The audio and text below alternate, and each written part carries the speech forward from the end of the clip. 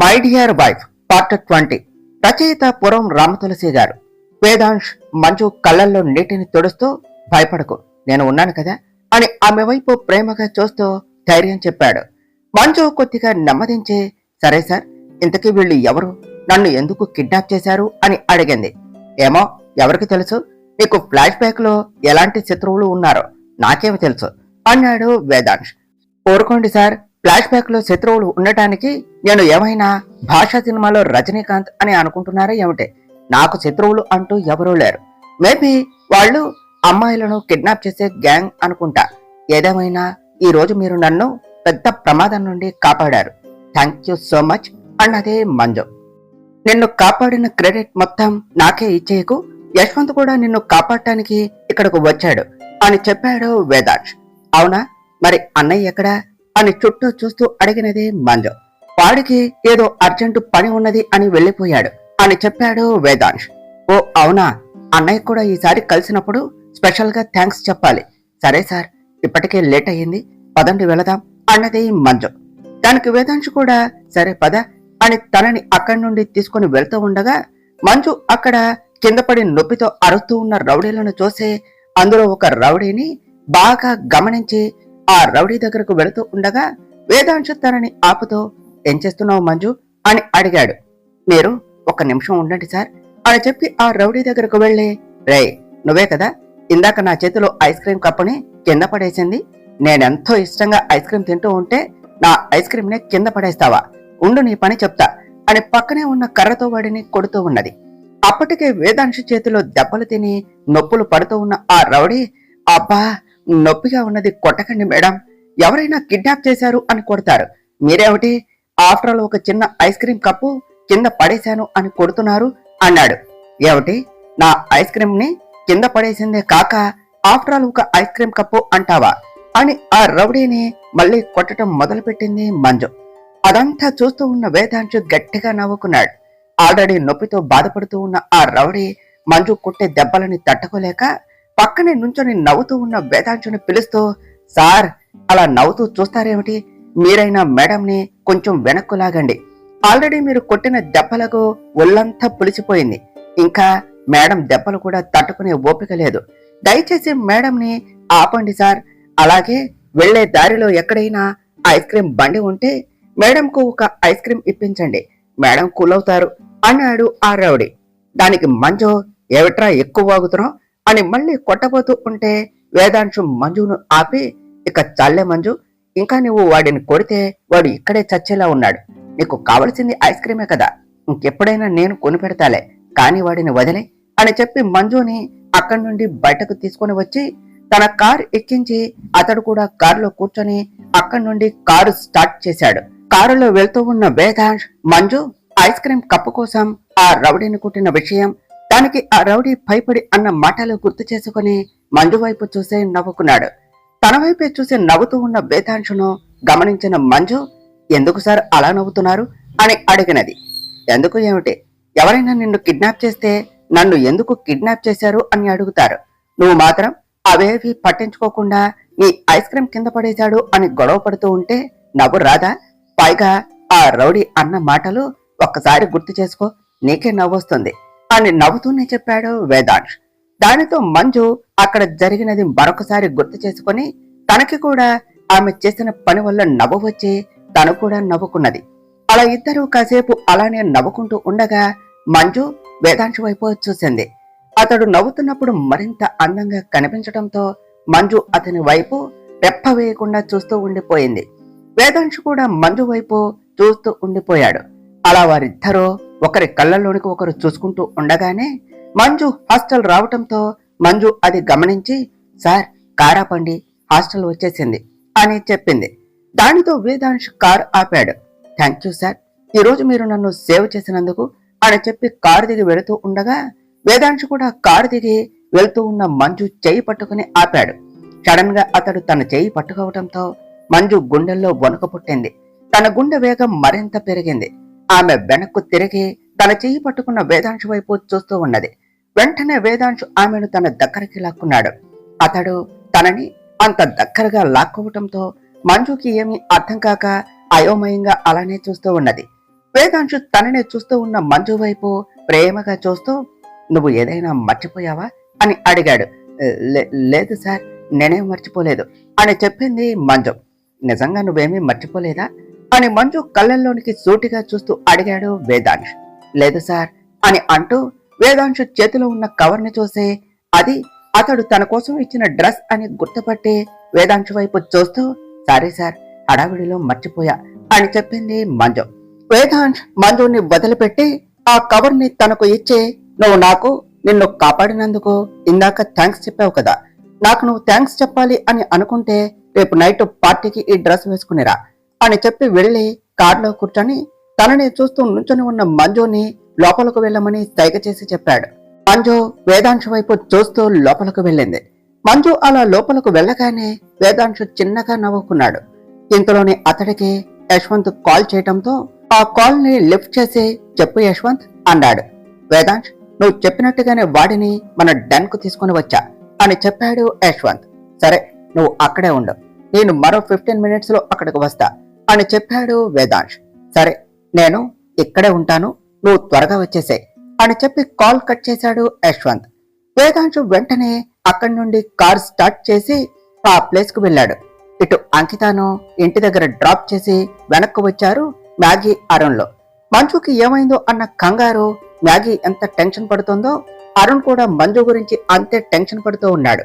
అది గమనించిన మ్యాగీ, నువ్వేమీ కంగారు పడకు అరుణ్, యశ్వంత్ వేదాంశులు ఈపాటికే మంజుని సేవ్ చేసి ఉంటారు అని చెప్పింది. మరి ఇప్పటి వరకు వాళ్ళు ఎందుకు కాల్ చేయలేదు అని అడిగాడు అరుణ్.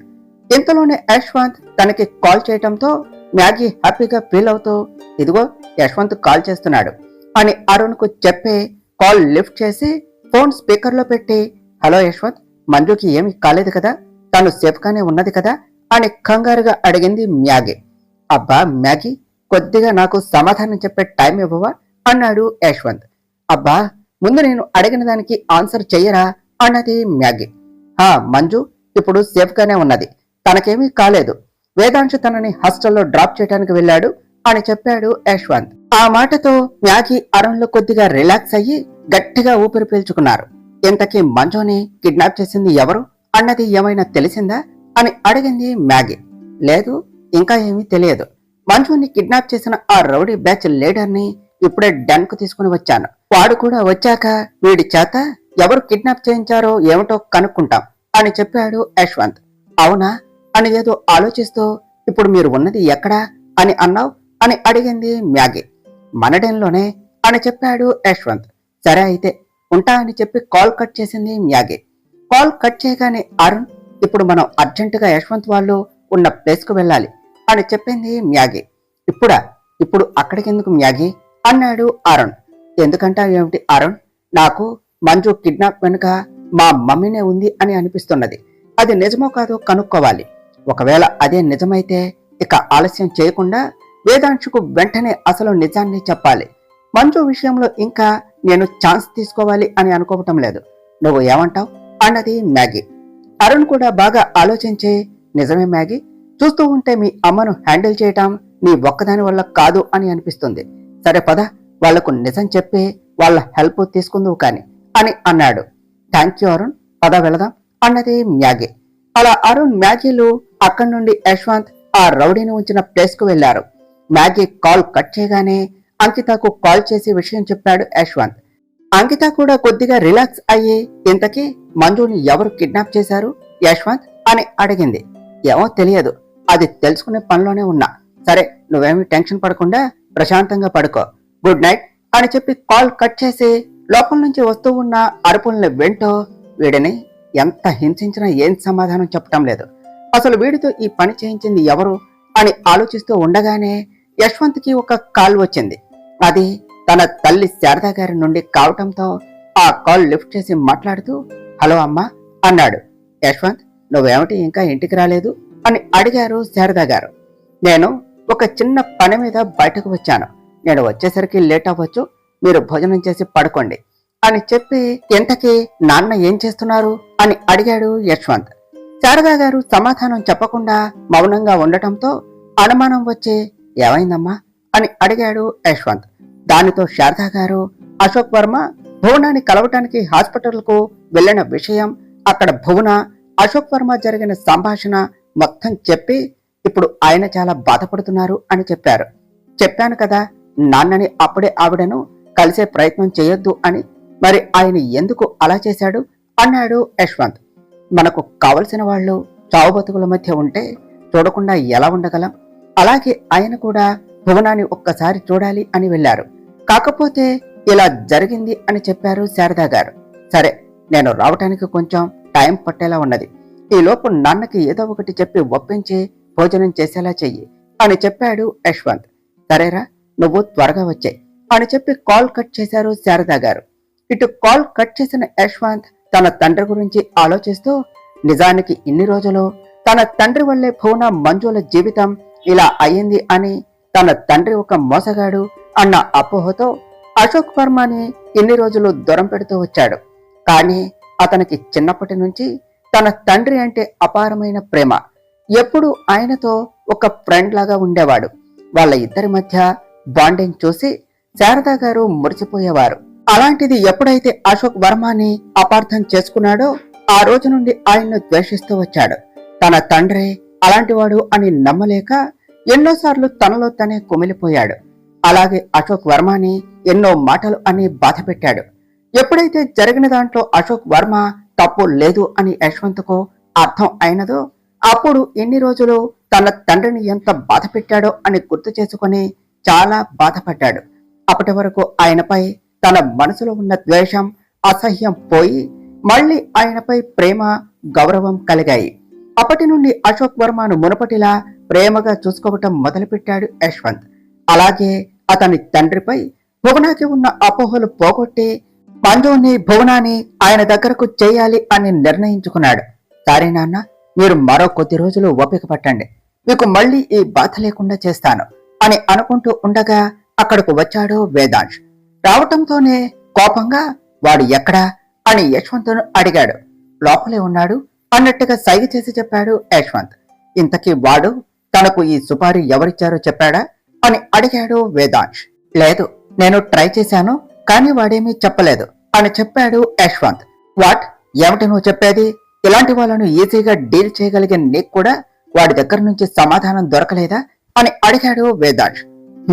అదే నాకు అర్థం కావటం లేదు. వాడిని నాకు తెలిసిన అన్ని మెథడ్స్ లోనూ టార్చర్ చేశా, అయినా వాడి దగ్గర నుండి ఎలాంటి సమాధానం లేదు అని చెప్పాడు యశ్వంత్. వేదాంశుడు లోపలకు వెళ్లి ఆ రౌడీని చూశాడు. అప్పటికే ఒంటి నిండా గాయాలతో రక్తపు మడుగులో కట్టి పడేసి ఉన్న అతన్ని చూసి యశ్వంత్ వైపు చూస్తూ, అబ్బా ఏమిట్రా, మరి ఇంత వైల్డ్ గా టార్చర్ చేసావు వీడిని? ఇంత టార్చర్ చేసినా వీడేం సమాధానం చెప్పలేదా అని అంటూనే ఆ రౌడీ దగ్గరకు వెళ్లి అతని వైపు చూశాడు. అప్పటికే గాయాల వల్ల చాలా రక్తం పోవటంతో నీరసంతో కళ్ళు మూసుకుని ఉన్న అతని మొహంపై పక్కనే ఉన్న నీళ్లు తీసుకుని కొట్టాడు వేదాంశ్. దానితో అతడు ఒక్కసారిగా మేల్కొని తన వైపే చూస్తూ ఉన్న వేదాంశ్ యశ్వంతుల వైపు చూసి భయపడుతూ, సార్, నన్ను క్షమించండి, మీ మనిషి అని తెలియక ఆ అమ్మాయిని కిడ్నాప్ చేశాం, నన్ను వదిలేయండి సార్, ఇంకెప్పుడు మేడం జోలికి కానీ మీ జోలికి కానీ రాను అని చేతులు జోడించి అడుగుతూ ఉన్న రౌడీ వైపు చూసే నవ్వుతూ, ఇన్ని దెబ్బలు తిన్నాక నువ్వు మళ్ళీ ఆ ధైర్యం చేస్తావు అని నేను అనుకోను, కానీ నిన్ను విడిచిపెట్టాలి అంటే మాత్రం నీకు ఈ సుపారీ ఎవరిచ్చారో చెప్పాలి, లేదా అని యశ్వంత్ వైపు చూస్తూ, మా వాడికి ఇలాంటివి హ్యాండిల్ చేయాలి అంటే భలే ఇష్టం, చూసావు కదా వాడు ఒక గంట నీ కోసం టైం స్పెండ్ చేస్తే ఎలా ఉన్నదో, నువ్వు నిజం చెప్పకపోతే ఏం జరుగుతుందో నేను స్పెషల్ గా చెప్పనక్కర్లేదు అనుకుంటా, నీకు మళ్ళీ ఆఖరి అవకాశం ఇస్తున్నాం, నిజం చెప్పావా సరే సరే, లేదా అంటూ ఉండగానే ఆ రౌడీ భయపడుతూ, సార్ సార్, మీరైనా నేను చెప్పేది వినండి సార్, నాకు ఆ అమ్మాయిని చంపమని సుపారీ వచ్చింది, కానీ అతను ఎవరు ఏమిటో నాకు ఎలాంటి డీటెయిల్స్ ఇవ్వలేదు, తన గురించి తెలియకుండా మేనేజ్ చేశాడు, ఇదే మాట ఇందాకటి నుంచి ఆ సార్కు చెప్తూ ఉంటే వినటం లేదు, దయచేసి మీరైనా నా మాట నమ్మండి, ఇన్ని దెబ్బలు తిన్నాక ఎవడైనా అబద్ధం చెప్తాడా, నేను చెప్పేది నిజం సార్, ఇంకా మీరు నమ్మకపోతే నన్ను ఇలా హింసించే బదులు చంపేయండి, అంతే తప్ప ఇక నా నుండి మీకు మరో సమాధానం దొరకదు అని చెప్పాడు ఆ రౌడీ. వీడు చెప్పేది నిజమేనేమోరా, వీడిని ఎంత టార్చర్ చేసినా ఈ మాట తప్ప వేరే మాట చెప్పటం లేదు. అని వేదాంశు చెవిలో అన్నాడు యశ్వంత్.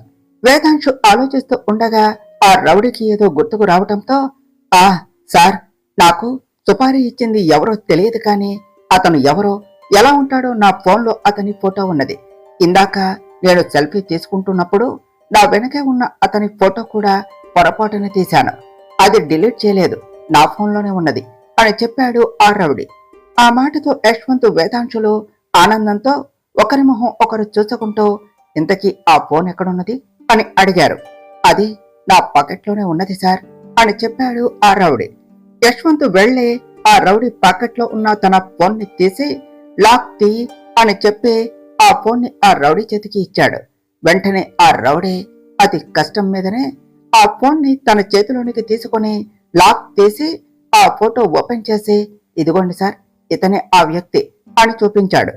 యశ్వంత్ వెంటనే ఆ ఫోటోని చూసి షాక్ అవుతూ ఉండగా వేదాంశ్ కూడా యశ్వంత్ చేతిలో ఉన్న ఫోన్ ని తీసుకుని ఆ ఫోటోని చూసి షాక్ అవుతూ, ఏమిటి, మంజుని చంపమని నీకు సుపారీ ఇచ్చింది ఇతనేనా అని మళ్ళీ ఆ ఫోటోని ఆ రౌడీకి చూపిస్తూ అడిగాడు. అవును సార్, ఇతనే నాకు ఆ అమ్మాయి ఫోటో ఇచ్చే ఆ అమ్మాయిని చంపమని చెప్పింది అన్నాడు ఆ రౌడీ. దానితో వేదాంశ్, యశ్వంతులు ఆలోచనలో పడ్డారు. అది గమనించిన ఆ రౌడీ సార్ అని వాళ్లను పిలవటంతో తమ ఆలోచన నుండి బయటకు వచ్చారు వేదాంశ్, యశ్వంతులు. ఆ వెంటనే ఆ రౌడీ, సార్, మీరు చెప్పినట్టుగానే అతను ఎవరో మీకు చూపించాను కదా, నన్ను వదిలేయండి ప్లీజ్ అన్నాడు. వేదాంశ్ యశ్వంత్కి అతన్ని రిలీజ్ చేయమన్నట్టుగా సైగ చేశాడు. వెంటనే యశ్వంత్ అతన్ని రిలీజ్ చేయటంతో ఆ రౌడీ వెంటనే అక్కడి నుండి వెళ్లిపోయాడు. ఆ రౌడీ అక్కడి నుండి వెళ్లిపోగానే, ఏమిటి వేదాంశ్, ఆ రాగిణీదేవి పిఏ రాజు ఎందుకు మంజుని చంపమని సుపారీ ఇచ్చాడు? అసలు మంజుని చంపవలసిన అవసరం తనకేమిటి? నాకేమీ అర్థం కావటం లేదు అన్నాడు యశ్వంత్. కానీ వేదాంశ్ ఏం సమాధానం చెప్పకుండా ఏదో ఆలోచిస్తూ మౌనంగా ఉన్నాడు. ఇటు రాజు రాగిణీదేవి ఇంటికి వెళ్ళాడు. అప్పటికే రాజు నుండి ఫోన్ కాల్ రావటంతో టెన్షన్తో అటు ఇటు తిరుగుతూ ఉన్నది రాగిణీదేవి. ఇంతలోనే రాజు, మేడం మేడం అని కంగారు పడుతూ లోనికి రావటంతో, ఏమైంది రాజు, నువ్వేమిటి ఈ టైంలో, ఎందుకు అంత కంగారు పడుతున్నావు? ఇంతకీ ఆ రౌడీలు మంజుని చంపేశారా లేదా అని అడిగింది రాగిణీదేవి. ఏమిటి మేడం చంపేది, మంజుని ఆ రౌడీలు చంపేస్తారు అనుకున్న టైంలో అక్కడికి వాళ్ళు వచ్చారు అని కంగారు పడుతూ చెప్పాడు రాజు. మంజుని కాపాడటానికి వచ్చారా? ఎవరు? తనకెవరూ లేరు కదా, మరి ఎవరు ఆమెను కాపాడటానికి వచ్చింది అని అడిగింది రాగిణీదేవి. వేదాంశ్, యశ్వంతులు మేడం అని చెప్పాడు రాజు. ఏమిటి, వేదాంశ్, యశ్వంతులు ఎందుకు అక్కడికి వచ్చారు? అసలు అక్కడ ఏం జరిగింది అని అడిగింది రాగిణీదేవి. రాజు అక్కడ జరిగినదంతా పూస గుచ్చినట్టు రాగిణీదేవికి చెప్పాడు. అది విన్న రాగిణీదేవి షాక్ అవుతూ అలానే సోఫాలో కూర్చొని ఉండిపోయింది. కాసేపటికి షాక్ లో నుండి బయటకు వచ్చి, నువ్వు చెప్పేదంతా నిజమేనా రాజు అని అడిగింది. అవును మేడం, నిజమే. మీరేమో మ్యాగీ మేడంకి వేదాంశు సార్కి ఎలాగైనా పెళ్లి చేయాలి అని ప్లాన్ చేస్తూ ఉంటే వేదాంశు సారేమో ఆ మంజుని ఇష్టపడుతున్నట్టున్నారు అని చెప్పాడు రాజు. ఛ, మంజు మంజు మంజు, నువ్వు నాకు నా కూతురికి ఆస్తి దక్కకుండా అడ్డుపడతావు అని నిన్ను చంపాలి అని చూస్తుంటే ఇప్పుడు మ్యాగీకి వేదాంశుని ఇచ్చే పెళ్లి చేయాలి అనుకున్న నా ప్లాన్ కు కూడా అడ్డుపడుతున్నావు. నిన్ను ఊరికినే వదిలిపెట్టాను అని ఆవేశపడుతూ ఉన్న రాగిణీదేవిని రాజు ఆపుతూ, మేడం ఆవేశపడకండి, కొంచెం కూల్ అవ్వండి. ఇప్పుడు మీరు మంజుని ఏం చేయాలి అని అనుకున్నా అది ఆవేశంతో కాదు, బాగా ఆలోచించి నిర్ణయం తీసుకోవాలి అని చెప్పాడు. ఏం చెప్పాలనుకుంటున్నావు రాజు? నువ్వు ఏమి చెప్పాలి అనుకున్నా సూటిగా చెప్పు అన్నది రాగిణీదేవి. మేడం, నాకు తెలిసి అతనికి మంజు ఎవరో ఇంకా తెలియదు అని అనుకుంటా. అతనికి మంజు ఎవరో తెలిసేలోపే మనం చేయాలనుకున్నది చేయాలి. అలా కాకుండా ఇప్పుడు మీరు ఆ మంజుని ఏం చేసినా వేదాంశు సార్కి నిజం తెలిసిపోయే ప్రమాదం ఉన్నది. కాబట్టే మీరు తనని చంపాలి అన్న ఆలోచనను కొన్ని రోజులు పక్కన పెడితేనే మంచిది అని చెప్పాడు రాజు. నువ్వు చెప్పింది నిజమే. మంజు విషయం ఇంకొన్ని రోజులు పక్కన పెడదాం. కానీ మంజు వేదాంశులు ఒకటయ్యేలోపు మ్యాగీకి వేదాంశుకి పెళ్లి జరిగిపోవాలి. అంటే మనం అనుకున్న సెకండ్ ప్లాన్ ని వెంటనే అమలు చేయాలి అని చెప్పింది రాగిణీదేవి. కానీ మేడం, మీరు ఇంకొకసారి ఆలోచించుకోండి. ఆ పని చేసింది మీరే అని మ్యాగీ మేడంకు తెలిస్తే ఏమవుతుందో మీరు ఆలోచించారా అన్నాడు రాజు. తెలుసు రాజు, నిజం తెలిస్తే నా కూతురు నన్ను అసహించుకోవచ్చు. కానీ దాని భవిష్యత్తు బాగుండాలి అంటే నేను ఈ పని చేయక తప్పదు. నా కూతురు కోసం నేను ఏం చేయటానికైనా సిద్ధమే. ఒక్కసారి వేదాంశుతో తన పెళ్లి జరిగితే ఆ తర్వాత తన జీవితం అద్భుతంగా ఉండబోతూ ఉన్నది. అలాగే వేదాంశుకు నిజం తెలిసినా కూడా అప్పుడు నన్నేమీ చేయలేడు. కాబట్టి మనం ఈ ప్లాన్ ని అమలు చేయాలి. దానికోసం మనం రేపు నైట్ వేదాంశి ఇచ్చే పార్టీని ఉపయోగించుకోవాలి. ఇంతకీ నేను చెప్పినవి తెప్పించావా అన్నది రాకినీదేవి. లేదు మేడం, అవి రేపటికు మన చేతిలోనికి వస్తాయి. అది రాగానే మీకు చెప్తాను అన్నాడు రాజు. అవును, ఇంతకీ ఆ యశ్వంత్ ఎందుకు వచ్చాడు అని అడిగింది రాగినీదేవి. ఏమో తెలియదు మేడం, నాకు తెలిసి వేదాంశు సార్ కోసం అక్కడకు వచ్చి ఉంటారు అని చెప్పాడు రాజు. సరే, నువ్వు ఇక వెళ్ళు అన్నది రాగినీదేవి. సరే మేడం అని చెప్పి అక్కడి నుండి వెళ్లిపోయాడు రాజు. రాజు అక్కడ నుండి వెళ్ళగానే పరిస్థితులు ఏమిటి రోజు రోజుకి ఎలా తయారవుతున్నాయి? చూస్తుంటే నా 20 ఏళ్ల నేర చరిత్ర బయటపడేలా ఉన్నది. నిజాలు బయటపడేలోపే నేను అనుకున్నది అనుకున్నట్టు అయిపోవాలి. రేపు ఒక్కరోజు నేను వేసిన ప్లాన్ సక్సెస్ అయితే ఇక నాకు తిరిగే ఉండదు. ఆ తర్వాత ఆ మంజుని ఏం చేయాలో ఆలోచిస్తాను అని అనుకున్నది రాగినీదేవి. ఇటు హాస్టల్ కు వచ్చిన మంజు తన రూమ్ ముందు నిలబడి ఉన్న ఆ హాస్టల్ వార్డెన్ చూసి, అబ్బా, ఈవిడ మళ్ళీ హాస్టల్ ఖాళీ చేస్తున్నావా లేదా అని అడగటానికి వచ్చినట్టున్నది. ఈ నైట్ ఓపిక పడితే రేపటి నుండి నాకు ఈవిడ బాధ ఉండదు అనుకుంటూ తన రూమ్ దగ్గరకు వెళ్లి అక్కడే నుంచొని ఉన్న వార్డెన్తో, ఏమిటి మేడం ఇక్కడ ఉన్నారు అని అడిగింది మంజు. అదే మంజు అని ఏదో చెప్తూ ఉండగా, అర్థమైంది మేడం, మీరేం కంగారు పడకండి. నేను రేపే హాస్టల్ ఖాళీ చేసేస్తున్నాను. దయచేసి మార్నింగ్ వరకు మళ్ళీ నన్ను ఇబ్బంది పెట్టకండి ప్లీజ్ అని చెప్పి లోనికి వెళ్లిపోయింది మంజు. పోనీలే, ఒక సమస్య అయితే తీరిపోయింది అని అనుకుంటూ అక్కడ నుండి వెళ్లిపోయింది ఆ వార్డెన్. లోపలకు వచ్చిన మంజు ఆ వార్డెన్ ను తిట్టుకుంటూ ఉండగా తనకు కాల్ చేసింది అంకిత. వెంటనే మంజు తన ఫోన్ ని చెక్ చేసుకుని ఆ ఫోన్ అంకిత నుండి రావటంతో, అంకిత ఏమిటి ఈ టైంలో కాల్ చేస్తున్నది? ఒకవేళ ఇందాక జరిగిన ఇన్సిడెంట్ గురించి యశ్వంత్ అన్నయ్య చెప్పేసి ఉంటాడేమో అని అనుకుంటూ కాల్ లిఫ్ట్ చేసి, హలో అంకిత అన్నది. హలో మంజు, నిన్ను ఎవరు కిడ్నాప్ చేశారట? ఏమైంది? నువ్వు ఎలా ఉన్నావు? అసలు వాళ్ళు ఎవరు అని కంగారు పడుతూ అడిగింది అంకిత. అబ్బా అంకిత, కంగారు పడకు, నేను ఇప్పుడు బాగానే ఉన్నాను. ఎవరో పోకిరి వెధవులు నేను ఒంటరిగా కనిపించేసరికి నన్ను ఎత్తుకెళ్లి ఏదో చేద్దాం అని అనుకున్నారు. కానీ ఇంతలో యశ్వంత్ అన్నయ్య మన బాస్ వచ్చి కాపాడారు. నేను స్పృహలోనికి వచ్చేసరికి యశ్వంత్ అన్నయ్య వెళ్లిపోయాడు. ఈసారి కలిసినప్పుడు అన్నయ్యకు ఖచ్చితంగా థ్యాంక్స్ చెప్పాలి అన్నది మంజు.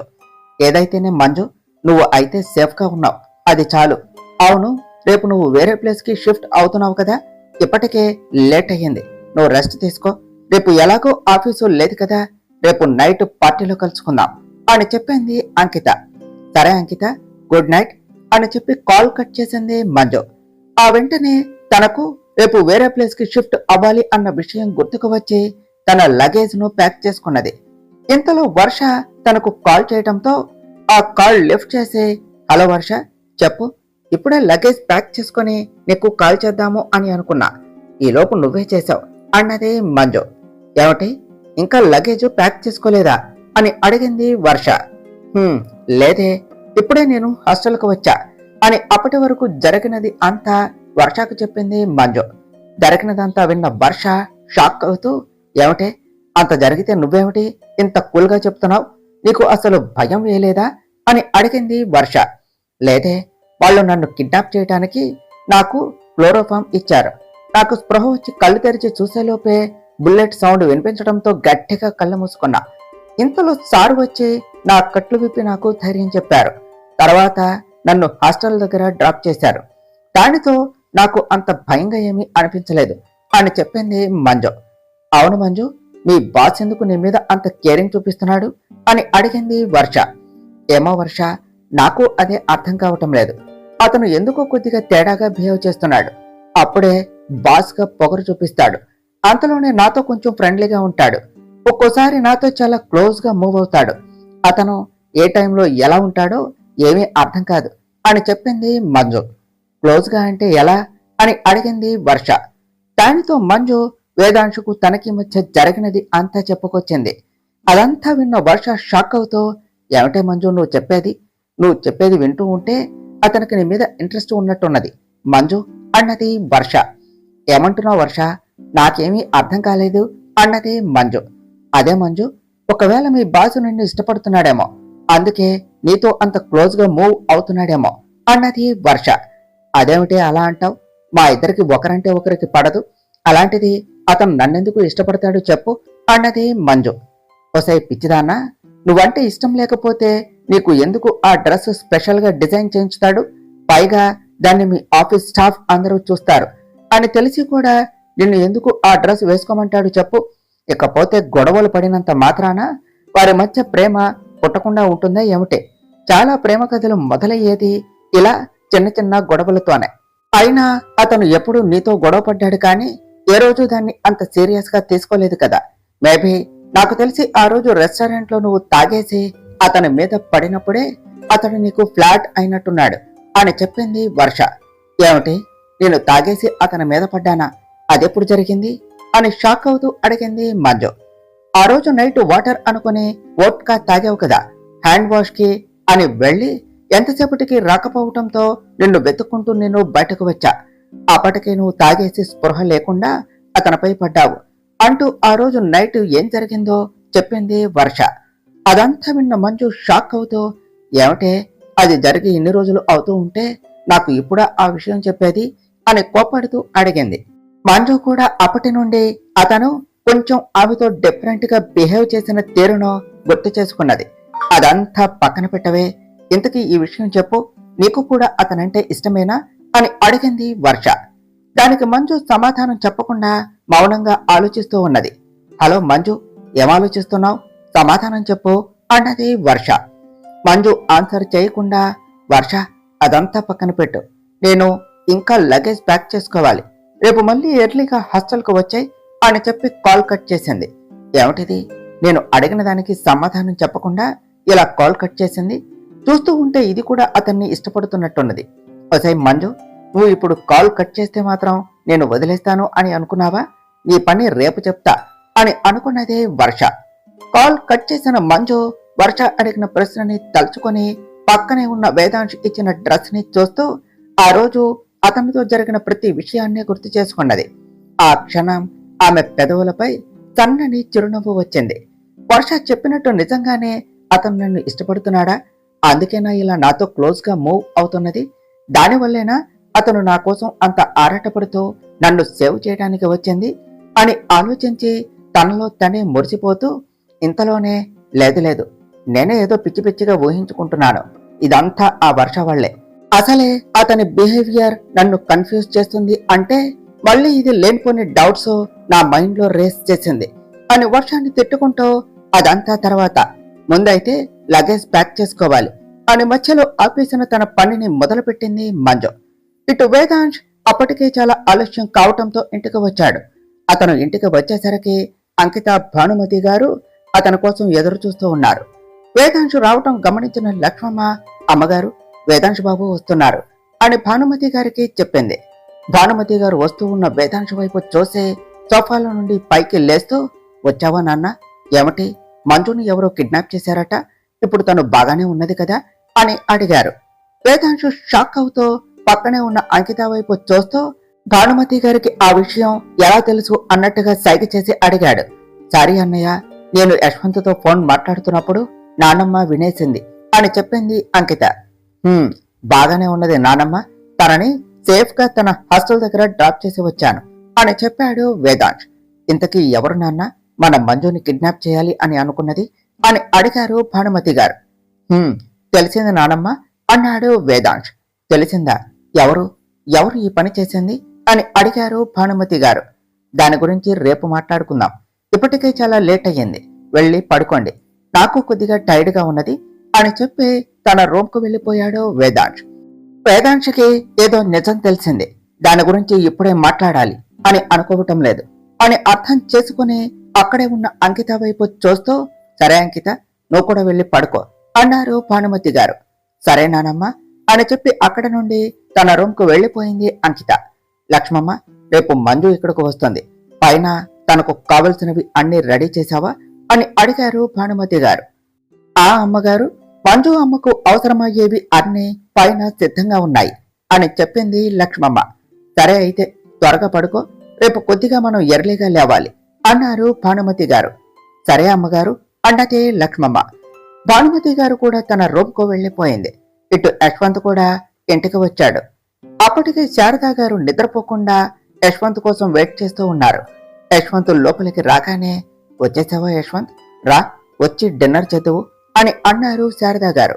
లేదమ్మా, ఇప్పుడు నాకేమీ వద్దు. ఇంతకీ నాన్న డిన్నర్ చేశారా అని అడిగాడు యశ్వంత్. లేదు యశ్వంత్, ఆయనకు ఎంత సర్ది చెప్పినా నా మనసు ఏమీ బాగాలేదు అని తినకుండానే నిద్రపోయారు అని బాధపడుతూ చెప్పారు శారదా గారు. బాధపడకమ్మా, త్వరలోనే అంతా సర్దుకుపోతుంది, నువ్వు డిన్నర్ చేసి పడుకో అని చెప్పి అశోక్ వర్మ రూమ్ వైపు ఒక్కసారి చూసి అక్కడి నుంచి తన రూమ్కు వెళ్ళాడు యశ్వంత్. శారదా గారు వెళ్తూ ఉన్న యశ్వంత్ వైపు చూస్తూ, మీరు తినకుండా నేను మాత్రం ఎలా తింటాను అని అనుకుని బాధగా ఆవిడ కూడా తన రూమ్కు వెళ్లిపోయారు. ఇటు రాగిణీదేవి ఇంకా మ్యాగీ ఇంటికి రాకపోవడంతో ఆమె కోసం వెయిట్ చేస్తూ హాల్లో కూర్చొని ఉన్నది. ఇంతలో కారు సౌండ్ వినిపించడంతో మ్యాగీ వచ్చింది అని అర్థం చేసుకుని బయటకు వచ్చి చూసింది. అప్పటికే కారు దిగి ఎవరితోనో మాట్లాడి అతన్ని హక్ చేసుకుని లోనికి వస్తూ ఉన్న మ్యాగీని ఆపుతో, ఏమిటి మ్యాగీ, ఇంత లేట్ అయ్యింది, ఎప్పటిదాకా ఎక్కడికి వెళ్ళావు అని అడిగింది రాగిణీదేవి. అదే మమ్మీ, రేపు నైట్ వేదాంశు పార్టీ ఇస్తున్నాడు కదా, అందుకనే షాపింగ్కు వెళ్ళా అని చెప్పింది మ్యాగీ. ఓ అవునా, ఇంతకీ బయట ఎవరితో మాట్లాడుతున్నావు అని అడిగింది రాగిణీదేవి. తను నా ఫ్రెండ్ మమ్మీ, నన్ను ఇంటి వరకు డ్రాప్ చేయడానికి వచ్చాడు, థ్యాంక్స్ చెప్పి పంపించా అని చెప్పింది మ్యాగీ. ఓహ్ అవునా, సరే సరే, ఇంతకీ డిన్నర్ చేశావా అని అడిగింది రాగిణీదేవి. చేశాను మమ్మీ, నాకు కొద్దిగా టైర్డ్గా ఉన్నది, నేను వెళ్ళి పడుకుంటాను, గుడ్ నైట్ అని చెప్పి తన రూమ్కు వెళ్ళింది మ్యాగీ. రాగిణీదేవి వెళ్తూ ఉన్న మ్యాగీని అనుమానంగా చూస్తూ, మ్యాగీకి వేదాంశ్ యశ్వంత్ కాకుండా ఇంకో ఫ్రెండ్ ఉన్నాడా, దీని గురించి కొద్దిగా ఆలోచించాలి అని అనుకుంటూ, ముందైతే రేపు నైట్ పార్టీలో ఎలా నా ప్లాన్ ని ఇంప్లిమెంట్ చెయ్యాలా అన్న దాని గురించి ఆలోచించాలి అని అనుకుని తన రూమ్కు వెళ్ళింది. ఇటు తన రూమ్కు వచ్చిన వేదాంశ్ అంతకుముందు ఆ రౌడీని దాచిన డెన్లో ఏమి జరిగిందో గుర్తు చేసుకున్నాడు. నిజానికి మ్యాగీ వేదాంశ్ యశ్వంతులకు నిజం చెప్పటానికి అక్కడకు వెళ్లేసరికి వేదాంశ్ యశ్వంతులు మాట్లాడుకోవటం పక్కనే నుంచొని వింటూ ఉన్నది. ఏమిట్రా, నేను ఇంత మాట్లాడుతున్నా నువ్వేమీ మాట్లాడకుండా ఏదో ఆలోచిస్తూ మౌనంగా ఉన్నావు, అసలు ఆ రాజుకి మన మంజుని చంపవలసిన అవసరం ఏమున్నది అని అడిగాడు యశ్వంత్. ఆ అవసరం ఉన్నది రాజుకి కాదు, తన బాసు రాగిణీదేవికి అని చెప్పాడు వేదాంశ్. అది ఉన్న యశ్వంత్ షాక్ అవుతూ, ఏమంటున్నావురా, మ్యాగీ వాళ్ళ అమ్మకి మంజుని చంపవలసిన అవసరం ఏమున్నది అని అడిగాడు. ఎందుకంటే ఇప్పుడు ఆ రాగిణీదేవి అనుభవిస్తున్న ఆస్తి భువన ఆంటీది కాబట్టి అని చెప్పాడు వేదాంశ్. ఏమిట్రా నువ్వు చెప్పేది, ఆ ఆస్తి భువన గారిదా అని షాక్ అవుతూ అడిగాడు యశ్వంత్. అవును, మనకి భువన ఆంటీ గురించి తెలిసినది కొంచెమే, మనం అనుకున్నట్టు ఆవిడేమి మిడిల్ క్లాస్ వ్యక్తి కాదు, జనార్దన్ గ్రూప్ ఆఫ్ ఇండస్ట్రీస్ కి చైర్మన్ జనార్దన్ గారి అమ్మాయి అని చెప్పాడు వేదాంశ్. మరి ఎందుకని భువన గారు ఆ ఆస్తిని వదిలేసి ఒక సాధారణ వ్యక్తిలా జీవిస్తున్నారు? పైగా నాన్నతో పెళ్లి అయ్యే వరకు ఆవిడ అలానే ఉన్నది. అసలు ఏం జరిగింది, ఎందుకు ఆవిడ ఆ ఆస్తిని వదిలేసి ఇలా బ్రతకవలసి వచ్చింది అని అడిగాడు యశ్వంత్. వేదాంశ్ జరిగినది చెప్పటం మొదలుపెట్టాడు. అసలు జనార్దన్ గారికి 2 భార్యలు. చక్రవర్తి గారు మొదటి భార్య కొడుకు. ఆయన పుట్టగానే అతని తల్లి చనిపోవటంతో జనార్దన్ గారు 2వ పెళ్లి చేసుకున్నారు. ఆ తర్వాత ఆయనకు భువన ఆంటీ పుట్టారు. ఆంటీ పుట్టాక జనార్దన్ గారికి బాగా కలిసి రావడంతో అతి తక్కువ టైంలోనే ఆయన మంచి పొజిషన్ కు రీచ్ అయ్యారు. ఆయన బిజినెస్ కూడా డెవలప్ అయ్యింది. భువన ఆంటీ చక్రవర్తి గారు ఒకే తల్లికి పుట్టకపోయినా ఒక తల్లి బిడ్డల్లా చాలా సంతోషంగా కలిసి మెలిసి ఆప్యాయంగా ఉండేవారు. ఎప్పుడైతే రాగిణీదేవితో చక్రవర్తి గారికి పెళ్లి అయ్యిందో అప్పటి నుండి అంతా మారిపోయింది. రాగిణీదేవి డబ్బు పిచ్చి ఎక్కువగా ఉండటం వల్ల ఆ ఆస్తినంతా తన గుప్పెట్లో పెట్టుకోవాలి అని అనుకునేది. అప్పుడే భువన ఆంటీకి పెళ్లి చేయాలి అని జనార్దన్ గారు అనుకోవటంతో ఎక్కడ ఆస్తిలో వాటా ఆంటీకి పోతుందో అని భయంతో జనార్దన్ గారిని ఎవరికి అనుమానం రాకుండా చంపేసింది. ఇంతలో ఆమెకు మ్యాగీ పుట్టడం వల్ల ఆస్తిపై ఇంకా ఆమెకు ఆశ పెరగడంతో అన్నా చెల్లెళ్ల మధ్య చిచ్చుపెట్టి లేనిపోని నిందలు భువన గారిపై ఆమె తల్లిపై వేయటంతో వాళ్ళు ఆ ఇంటితో సంబంధాలు తెగతింపులు చేసుకొని అక్కడ నుండి బయటకు వచ్చేశారు. ఆ తర్వాత జరిగినది అంతా మనకు తెలిసిందే అన్నాడు వేదాంశ్. అదంతా విన్న యశ్వంత్, ఏమిటి, రాగిణీదేవిలో ఇంత రాక్షసత్వం దాగి ఉన్నదా?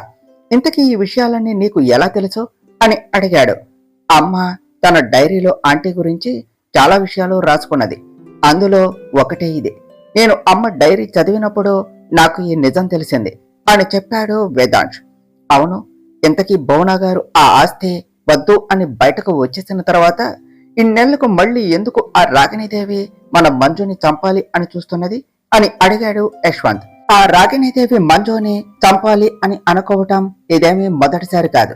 20 ఏళ్ల క్రితం జరిగిన యాక్సిడెంట్ లో ఉన్నది ఆమె హస్తమే అని చెప్పాడు వేదాంశ్. అది విన్న యశ్వంత్ షాక్ అవుతూ, అంటే ఆ రోజు జరిగింది యాక్సిడెంట్ కాదు అని నీకు ముందే తెలుసా అని అడిగాడు. తరువాత ఏమి జరిగిందో నెక్స్ట్ పార్ట్లో తెలుసుకుందాం ఫ్రెండ్స్. డియర్ ఫ్రెండ్స్, మీకు కనుక ఈ కథ నచ్చినట్లయితే మీ అభిప్రాయాలను కామెంట్ల రూపంలో తెలియచేయండి. ఈ వీడియోను లైక్ చేయండి, షేర్ చేయండి, మా ఛానల్ను సబ్స్క్రైబ్ చేసుకోండి ఫ్రెండ్స్. Thank you.